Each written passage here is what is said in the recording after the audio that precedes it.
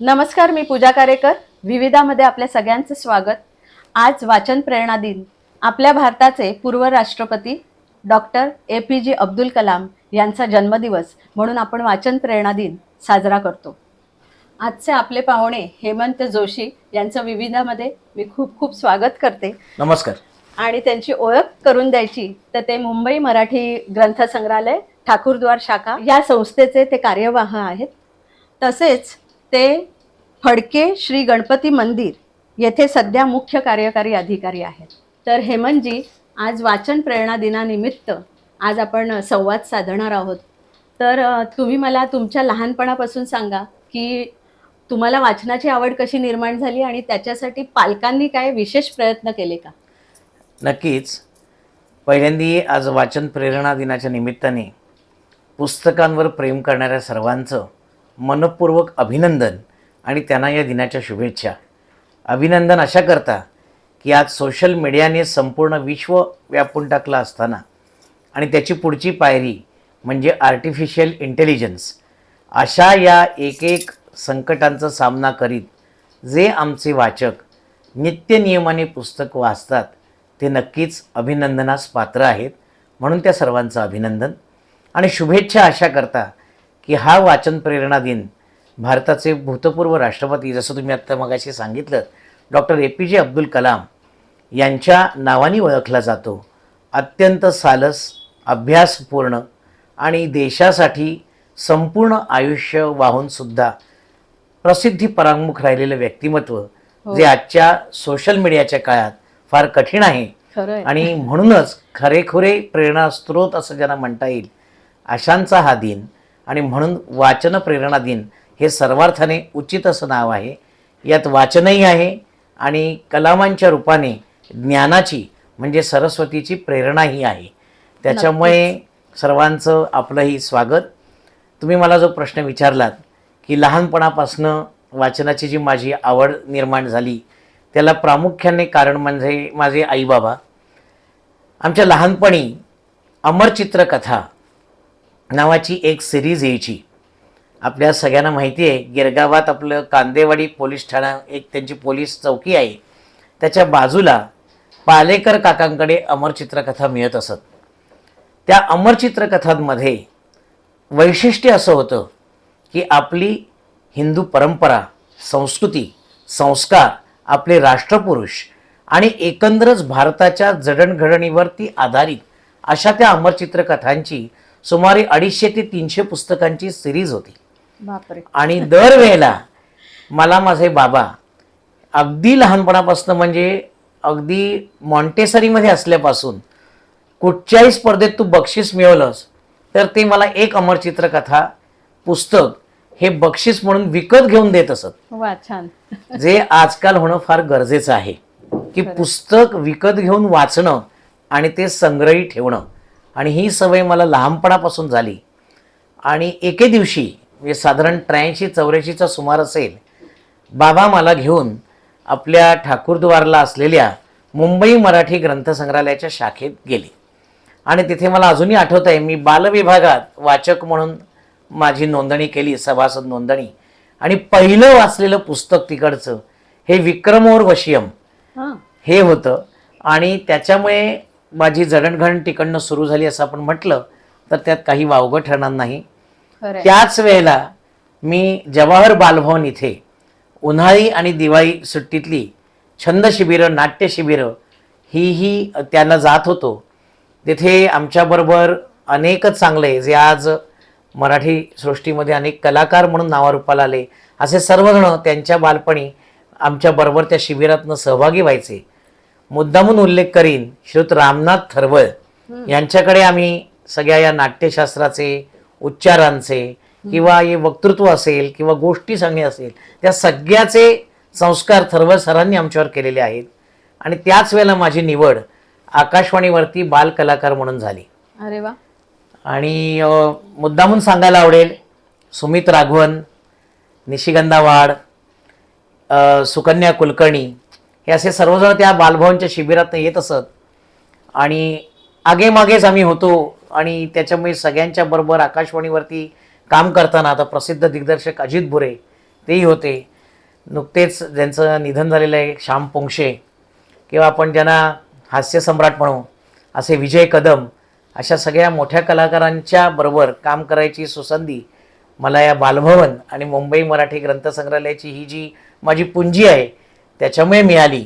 आणि माझ्या वाचनाचा प्रवास एका वेगळ्या वाटेने सुरू झाला, की आपण ज्याला जडणघडण म्हणतो, छोटी छोटी पुस्तकं असतील, त्यावेळेला किशोर मासिक असेल, मुलांचं दैनिक असेल, थोड्या वेगळ्या वाटेने जाणारं विचित्र विश्व असेल, त्याच्यामुळे वाचनाकडे कल वाढत गेला.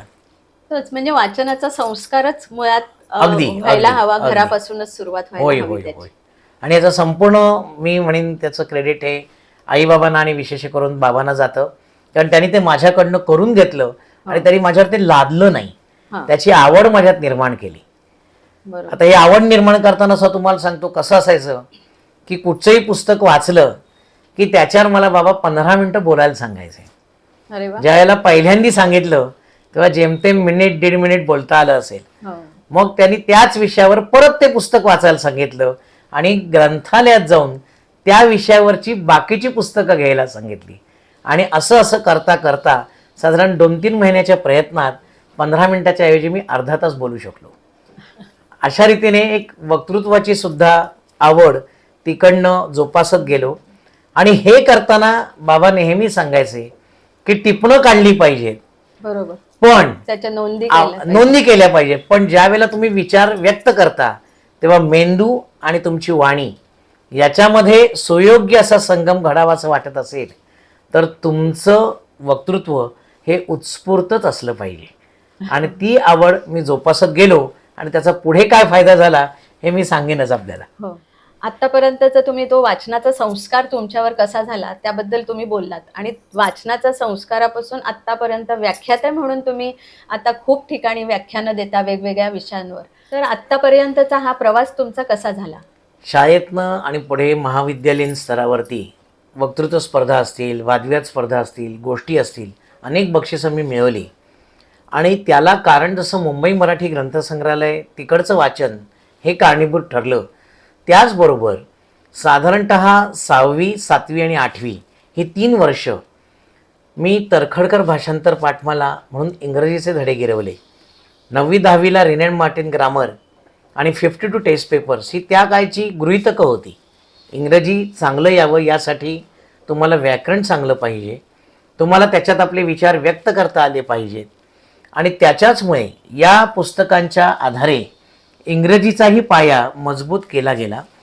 आणि ते करताना इंग्रजी जी दैनिकं आहेत, मग त्यात टाइम्स ऑफ इंडिया असेल, इकॉनॉमिक टाइम्स असेल किंवा इंडियन एक्सप्रेस असेल, हे वाचता वाचता मी घडत गेलो. पुढे त्यात हिंदुस्तान टाइम्सचीही भर पडली. आणि हे होत असताना कॉलेजला म्हणजे महाविद्यालयीन स्तरावरती मी विज्ञान शाखेला प्रवेश घेतला होता. त्यामुळे तिकडचाही अभ्यास करता करता भरपूर वाचन झालं. आणि या सगळ्याचा फायदा मला पुढे हे आत्ता जी मी व्याख्यानं देतो त्याला नक्कीच होतो. कारण कसं होतं की साहित्य, कला, संस्कृती ही एक साधारण आर्ट साईड आपण म्हटली तर सायन्सच्या दृष्टीने आत्ताच्या ज्या घडामोडी आहेत किंवा विज्ञानातली गृहीतकं आहेत याचा कुठेतरी एकमेकांशी संबंध जोडणं, आणि ते आहेत ह्या सर्व शास्त्र ही एकमेकांशी जोडलेली आहेत. आपल्याला तो दुवा शोधता आला पाहिजे आणि तो दुवा शोधण्याचं काम हे मला माझ्या वाचनाने मिळवून दिलेलं आहे. आणि पालकांना अशी भीती असते की मराठी मीडियमच्या शाळेत टाकलं तर इंग्रजीचं कसं होईल, कारण आता खूप ग्लोबल झालेलं आहे सगळं. ग्लोबलायझेशनमुळे सगळ्यांना असं वाटतं की नाही इंग्रजी माध्यमामध्येच टाकावं. तर त्याबद्दल तुम्ही काय सांगाल? अतिशय समर्पक प्रश्न आहे आणि या प्रश्नाला 2 बाजू आहेत. एक बाजू आहे ती दुधारी तलवारीसारखी आहे, ती आपण नंतर बघूया. पण एक मूळ बाजू सांगतो. मी स्वतः गिरगावातील चिकित्सक समूह शिरोळकर हायस्कूल या शाळेतून शालांत परीक्षा उत्तीर्ण झालो. इतकंच नव्हे तर माझा मुलगाही आता 3 वर्षापूर्वी त्याच शाळेतून चांगल्या पद्धतीने शालांत परीक्षेत यश त्यांनी संपादन केलेलं आहे आणि तो पुढे आता हिंदुजा महाविद्यालयात आहे. हा आपल्यातला असलेला फार मोठा न्यूनगंड आहे. आता झालंय असं की हल्ली न्यूनगंड हा शब्द पण माहिती नसतो, पण लोकांना इन्फेरियरिटी कॉम्प्लेक्स कळतो. तर आपलं मराठी असं वळचणीला गेलेलं आहे. आणि याला कारण जे मी दुधारी तलवार म्हटलं ना, त्या दुधारी तलवारीची गोष्ट अशी आहे की याला प्रमुख कारण आपले राज्यकर्ते आहेत. खेदानी सांगावं असं वाटतं. कारण मराठीचा टाहो फोडणारे सर्वजण आपापल्या मुलांना मात्र हो. इंग्रजी माध्यमांच्या शाळेतनं घालतात. खरंच ती भीती आहे ना पालकांच्या मनामध्ये नाही, की आपण पालकांच्या कुठेतरी- मनातली मी समजू शकतो, पण राज्यकर्त्यांच्याही मनात ही भीती जावी एवढा मोठा हा न्यूनगंड आहे आणि ते वेळोवेळी सिद्ध झालेलं आहे. तर मला असं म्हणावंसं वाटतं की केवळ राज्यकर्त्यांना दोष न देता आपण स्वतःकडे बघून स्वतःच्या घरापुरतं माझ्या घरातल्या मुलाला मी मराठी शाळेतच घालीन असा जर का निश्चय आपण केला तर मला असं वाटतं हा जो प्रश्न आहे तो प्रश्नच राहणार नाही. आपण घरात मराठीच एकमेकांशी बोललं पाहिजे. मुलाला एक आत्मविश्वास निर्माण केला पाहिजे, कारण मातृभाषा ही शेवटी हृदयाची भाषा आहे आणि हृदयात जे उपजतं किंवा जे वाढतं ते मेंदूपर्यंत जाऊन तुमच्या तोंडातून सरस्वतीच्या रूपाने बाहेर येतं. या हृदयीचे त्या हृदयी जर सांगायचं असेल अगदी आपल्याला काही अगदी तर ते अगदी आपल्या मातृभाषेसारखं त्याला माध्यम नाही. व्यक्त आणि होतं. त्याच्यामुळे आपण असा आग्रह धरला पाहिजे की आम्ही आमच्या मुलांना हे मराठी शाळेतूनच घालू आणि तेवढाच दबाव आपण राज्यकर्त्यांवर पण आणला पाहिजे की तुम्ही तुमच्या मुलांनाही मराठी शाळेतनच घाला आणि तर हा मराठीचा पुरस्कार हा सर्वार्थाने राजापासून प्रजेपर्यंत आणि प्रजेपासून राजापर्यंत असा त्याचा दुहेरी प्रवास चांगला चालू राहील आणि मग मात्र या मातृभाषेचा हा जो सोपान आहे तो समृद्धच होत राहील यात शंका नाही. वा, याला जोडून मी असं विचारेन की मुलांमध्ये वाचनाची आवड कशी निर्माण होईल, कारण तुम्ही आता मुंबई मराठी ग्रंथसंग्रहालयाचे कार्यवाह आहात, तर तुम्हाला खूप अनुभव येत असतील की मुलं तुमच्याकडे हो, येतात हो, किंवा काय, हो. तर त्यांच्यामध्ये वाचनाची आवड निर्माण व्हावी म्हणून तुम्ही काय विशेष प्रयत्न करता का? आमच्या इथे आम्ही पहिला प्रयत्न केला बालरंजन सप्ताहाचा आणि त्याच्यानंतर दिवाळी आणि उन्हाळी सुट्टीमध्ये आम्ही मुलांसाठी मोफत वाचनालय तिथे ठेवलेलं आहे. मुलांनी तिथे यायचं आहे. दुपारी 12 ते 4 ही वेळ त्याच्यासाठी आम्ही ठेवलेली आहे. त्यात मुलांसाठी अक्षरशः कपाटभर पुस्तकं आहेत. या पुस्तकातनं तुम्हाला सांगतो छोट्या छोट्या संतांच्या गोष्टी आहेत, राष्ट्रपुरुषांच्या गोष्टी आहेत, छान छान कविता आहेत. त्याच्यानंतर आत्ताचे जे करंट टॉपिक्स आहेत त्याच्यावरती सुद्धा छोटी छोटी पुस्तकं जी मुलांना आवडतात अशी अनेक पुस्तकं आम्ही घेतलेली आहेत. शाळांना आम्ही वेगवेगळ्या त्यासाठी संपर्क केलेला आहे की तुम्ही तुमच्या मुलांसाठी ही संधी आम्ही देतोय की त्याचा उपयोग करून घ्या आणि मुलांना इथे पाठवा. आणि सगळ्यात महत्त्वाचं म्हणजे त्या बालवयामध्ये मी काहीतरी चांगलं काम केलं तर मला त्याचं योग्य ते बक्षीस मिळालं पाहिजे ही एक उपजत भावना असते. आणि त्यासाठी जो विद्यार्थी संपूर्ण सुट्टीभर एकदाही गैरहजर न राहता दररोज पुस्तकं वाचेल त्याला आपण त्या विभागाच्या म्हणजे उन्हाळी सुट्टीच्या किंवा दिवाळी सुट्टीच्या त्या शिबिराच्या शेवटी पुस्तकं बक्षीस रूपाने भेट देत असतो. अरे वा, छान. आणि त्याच्या मी असं लक्षात आलेलं आहे की बऱ्याच ठिकाणी समाजात वावरताना अनेक ठिकाणी स्पर्धा परीक्षांनाही मी परीक्षक म्हणून जातो. त्यावेळेला इकडची मुलं सांगतात, हा काका आम्ही आलो होतो तुमच्या इथे, उन्हाळी शिबिरात आलो होतो, दिवाळी शिबिरात आलो, वाचनाची आवड निर्माण झाली. आणि ते कसं आहे माहिती आहे ना, कुठचंही छंद किंवा कुठचंही एक चांगल्या प्रकारचं व्यसन हे लावावं लागतं आणि एकदा ते लागलं की मग ते सुटत नाही. कारण मग ती मुलं म्हणतात मग इथे आम्ही वर्षभर कसं येऊ शकू. मग हळूच त्याला सांगता येतं आपल्याला की ते बालविभाग आहे, त्याला पण आपण मग त्या मुलांना आपण तिथे प्रवेश देतो. मग तो मुलगा कॉलेजला जायला लागतो. 18 वर्षाचा झाला की आपण त्याला नेहमीच साधारण सभासद करून घेतो. तुम्हाला या निमित्ताने मुद्दामून सांगावं असं वाटतं, आज मुंबई मराठी ग्रंथसंग्रहालयाच्या आमच्या जवळजवळ 29 शाखा संपूर्ण मुंबईभर आहेत आणि त्याची सभासदांची वर्गणी सुद्धा आम्ही अतिशय नाममात्र म्हणजे फक्त 70 रुपये महिना ठेवलेली आहे. तुम्ही मुंबई दादरच्या मुंबई मराठी ग्रंथसंग्रहालयाचे सुद्धा सभासद आहात. हो, दादरला आमचं मध्यवर्ती कार्यालय आहे, तिथे सुद्धा मी कार्यकारी मंडळाचा सदस्य आहे. तिथे आमचा संदर्भ विभाग आहे. त्या संदर्भ विभागात सुद्धा जवळजवळ 2 लाख पुस्तकांचं फिजिकल इंडेक्सिंग आम्ही केलेलं आहे. आणि हा मोठा आपला म्हणजे आपण ज्याला म्हणतो ना की मोठा हा खजिना आहे. कारण यातल्या जवळजवळ 4,500 पुस्तकं ही अत्यंत दुर्मिळ पुस्तकातली एक धरली जातात. आणि आमच्याकडे पहिलं पुस्तक जवळजवळ 1797 सालचं आहे. अरे वा. आणि याच्यासाठी आम्ही एवढं जुनं आहे आणि याच्यासाठी आम्ही सरकारकडेही पाठपुरावा करत आहोत. आणि जरूर मला अभिमानाने सांगावंसं वाटेल की करोना काळ असून सुद्धा राज्य सरकारने आमच्या विनंतीला मान देऊन जे आम्हाला पुस्तकांचं डिजिटायझेशन करायचं आहे, म्हणजे पुढच्या पिढ्यांपर्यंत हा वसा कायम राहील, त्याच्यासाठी सुद्धा राज्य सरकारने घसघशीत अनुदान मंजूर केलेलं आहे. अरे वा. आतापर्यंत तुम्ही कोणती कोणती पुस्तकं वाचलीत जी विशेष तुमच्या खास लक्षात राहिली, तर त्याच्याबद्दल थोडं सांगा आणि पुढच्या पिढीने कुठल्या प्रकारची पुस्तकं वाचली पाहिजेत तेही सांगा. नक्की. तुम्हाला म्हटलं तसं विक्रमोर वर्षापासून सुरू झालेला हा प्रवास आहे. मला कायमस्वरूपी लक्षात राहील ते अर्थातच शिवशाहीर बाबासाहेब पुरंदरे यांचं राजा शिवछत्रपती, ज्याच्या प्रेरणेने मी अनेक व्याख्यानं देऊ शकलो. बाबासाहेबांची शिवाजी महाराजांवरती अनेक पुस्तकं आहेत, त्यातलीच लहान मुलांनी जरूर वाचावी अशी प्रत्येक किल्ल्यावरचं त्यांचं एक पुस्तक आहे. किल्ले राजगड, किल्ले पुरंदर, किल्ले प्रतापगड, शिवाजी महाराजांचं त्या किल्ल्याशी आलेला संबंध आणि त्याच्याशी असलेला ऐतिहासिक वारसा हा त्या पुस्तकातनं त्यांनी प्रकट केलेला आहे. मुलांना ती जरूर वाचायला सांगावी. तसंच माझ्या लक्षात राहिलं ते रमा माधवांचे जिथे चित्त लागे, हा जो गणपतीशी आपण म्हटलेला आहे, ज्याच्या आज गणपती मंदिरावरती मी मुख्य कार्यकारी अधिकारी आहे, त्या बाप्पाचा जर का आशीर्वाद नसेल ना तर सगळं व्यर्थ आहे. बुद्धीची देवता. बुद्धीची देवता आहे. त्याच्यामुळे पहिल्यांदा गणेश पुराण हे माझ्यावरती प्रचंड प्रभाव टाकून गेलेला आहे. त्या रमा माधवांचं जिथे चित्त लागणार आहे, त्यांची जी कहाणी आहे, जी रणजित देसाईंनी स्वामीमध्ये गुंफलेली आहे, ते एक माझ्यासाठी प्रेरणादायी पुस्तक आहे. त्याचबरोबर नाझी भस्मासुराचा उदयास्त हे जे कानिटकरांचं पुस्तक आहे, हिटलरच्या या संदर्भातलं आणि दुसऱ्या महायुद्ध आणि एकंदरच ती जडणघडण मानवी मनाचे, मानवी संपूर्ण आयुष्याचे अनेक अंतरंग ते पुस्तक उलगडून दाखवतं. त्यामुळे ते माझ्या कायमचं स्मरणात राहिलं. तसंच एक वेगळं पुस्तक आहे रवींद्र गुर्जरांनी जे पुस्तक लिहिलेलं आहे ते 70 दिवस. यात जो मानवाचा मानव ते पशु आणि पशु ते मानव हा जो प्रवास आहे आणि ती जी घालमेल आहे ती ते पुस्तक वाचताना आपण अक्षरशः त्याच्यातलेच एक होऊन जातो आणि म्हणून हे पुस्तक कायमस्वरूपी लक्षात राहील.